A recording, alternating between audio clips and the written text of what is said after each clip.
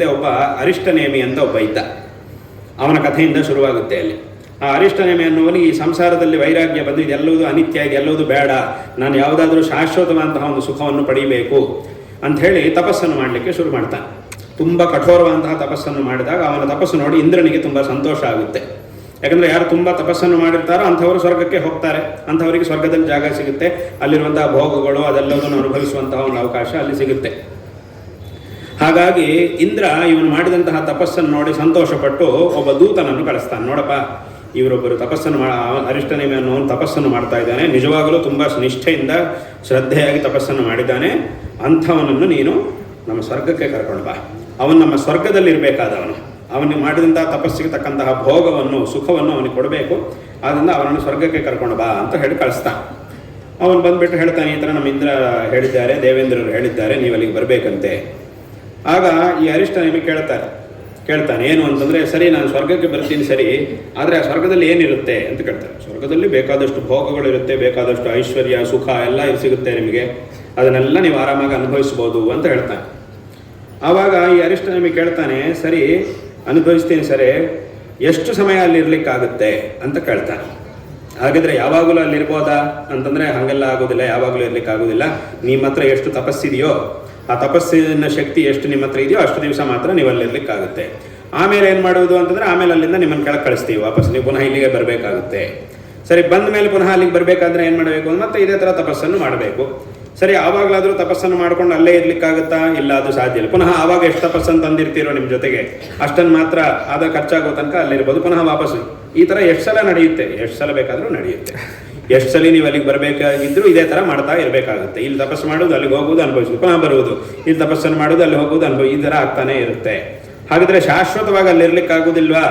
ಶಾಶ್ವತವಾಗಿ ನಮ್ಮ ಇಂದ್ರನಿಗೆ ಇರ್ಲಿಕ್ಕಾಗೋದಿಲ್ಲ. ಅಲ್ಲಿ ಇಂದ್ರನಿಗೆ ಶಾಶ್ವತವಾಗಿ ಸ್ವರ್ಗದಲ್ಲಿ ಇರ್ಲಿಕ್ಕೆ, ಇಂದ್ರನಿಗೂ ಒಂದು ಅವಧಿ ಅಂತಿದೆ. ಇಷ್ಟು ಅವಧಿ ಮುಗಿದ ಮೇಲೆ ಅವ್ರದ್ದು ಮುಗಿದೋಯ್ತು ಅಷ್ಟೇ. ಆ ಅವಧಿ ಮುಗೀತು ಅಂದರೆ ಅವ್ರು ಕೆಳಗೆ ಇಳಿಲೇಬೇಕು. ಮುಖ್ಯಮಂತ್ರಿ ಪ್ರಧಾನಮಂತ್ರಿ ಇದ್ದ ಹಾಗೆ ಅದೊಂದು ಸ್ಥಾನ. ಪ್ರಧಾನಮಂತ್ರಿ ಜಾಗದಲ್ಲಿ ಯಾರೂ ಸಹ ಶಾಶ್ವತವಾಗಿ ಕೂತ್ಕೊಳ್ಳಿಕ್ಕೆ ಆಗೋದಿಲ್ಲ.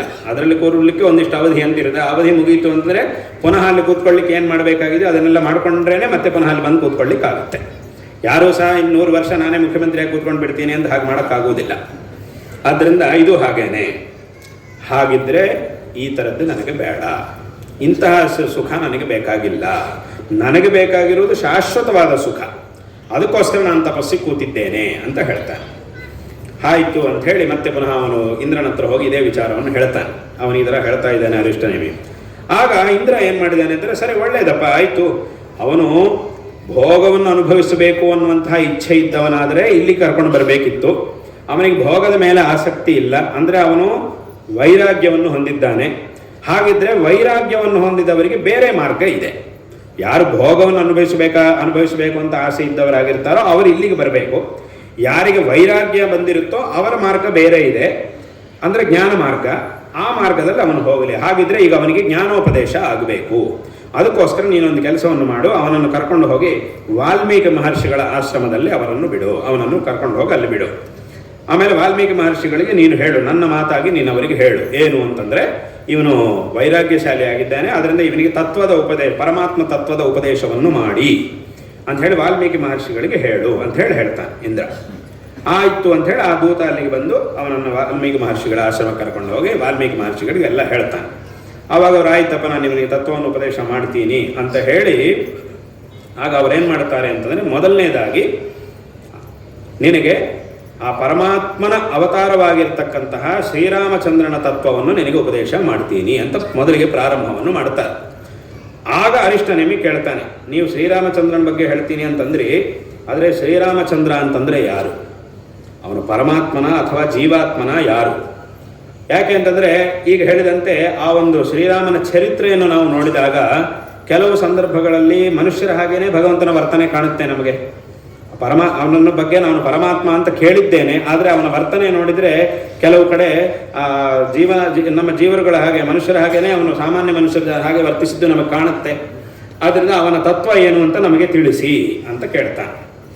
ಆಗ ಅವರು ಹೇಳ್ತಾರೆ, ಶ್ರೀರಾಮಚಂದ್ರ ಅಂತಂದರೆ ಅವನು ಪರಬ್ರಹ್ಮ, ಪರಮಾತ್ಮ. ಹಾಗಿದ್ರೆ ಈ ರೀತಿಯಂತಹ ನಡೆ ಯಾಕೆ ಅಂತಂದರೆ, ಆಗ ಇದನ್ನೆಲ್ಲ ಅವರು ಹೇಳ್ತಾರೆ, ವಾಲ್ಮೀಕಿ ಮಹರ್ಷಿಗಳು ಇದನ್ನೆಲ್ಲದನ್ನು ಹೇಳ್ತಾರೆ. ಈ ಒಂದು ನಡೆಗೆ ಕಾರಣ ಏನು ಅಂತಂದರೆ ಈ ರೀತಿಯಾದಂತಹ ಮಾತುಗಳು. ಇಂತಹ ಮಾತುಗಳಿರುವುದರಿಂದ ಆ ಮಾತುಗಳನ್ನು ಭಗವಂತ ಅದನ್ನು ಸತ್ಯವಾಗಿಸಲೇಬೇಕಾದ್ರಿಂದ, ತಾನೇ ಮಾಡಿರುವಂತಹ ವ್ಯವಸ್ಥೆಗೆ ತಕ್ಕಂತೆ ಆ ಮಾತುಗಳನ್ನು ಸತ್ಯವಾಗಿಸಲೇಬೇಕಾದ್ರಿಂದ ಭಗವಂತ ತನ್ನ ರಾಮನಾಗಿ ಅವತಾರ ಮಾಡಿ ತನ್ನ ಅವತಾರದಲ್ಲಿ ಈ ರೀತಿಯಾಗಿ ನಡ್ಕೊಂಡಿದ್ದು ನಮಗೆ ಕಾಣುತ್ತೆ ಅಂತ ಇದನ್ನೆಲ್ಲ ಶುರು ಮಾಡಿ ಅನೇಕ ವಿಧವಾದಂತಹ ವಿಚಾರಗಳನ್ನು ಉದ್ದಕ್ಕೂ ಈ ತತ್ವದಿಂದ ಶುರು ಮಾಡಿ ಆ ಪರಬ್ರಹ್ಮ ತತ್ವ, ಅದ್ವೈತ ತತ್ವದವರೆಗೆ ಎಲ್ಲ ವಿಧವಾದಂತಹ ವಿಚಾರಗಳನ್ನು ಅತ್ಯಂತ ವಿಸ್ತಾರವಾಗಿ ಆ ಗ್ರಂಥದಲ್ಲಿ ಉಪದೇಶ ಮಾಡ್ತಾರೆ.